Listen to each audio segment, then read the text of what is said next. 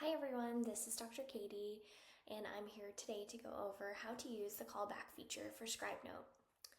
So what I would recommend doing for the callback feature is not only using it while you're on the phone, but also using it to go over results like x-ray results, blood work results, cytology results, anything that involves like a more thorough discussion that's really not part of your medical appointment. It's kind of like an after, so you're going back in to discuss those things.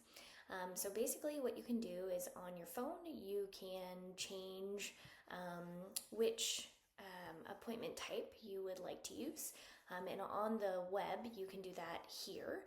So mine is currently set to callback, and then basically when you go ahead and do that discussion, you will get a fully summarized callback, basically all in paragraph form. We'll kind of go over everything you've talked about, all the notes, medication recommendations, etc. So this is a really nice feature, not only for the phone. You can use callback on the phone. You definitely don't have to use speakerphone. You can just use active listening, so you can say things like, I'm really happy to hear they're eating well, or at the end of the call, after you have said goodbye to the owner, you can add things into the callback before you press that stop recording button.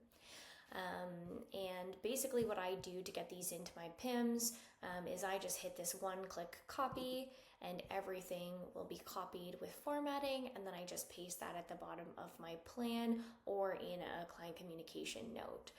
If you'd like this to kind of move over into your submitted section of your inbox, you can scroll to the bottom and submit, and then that will be available in your drag and drop widget as well as in your second section of your inbox.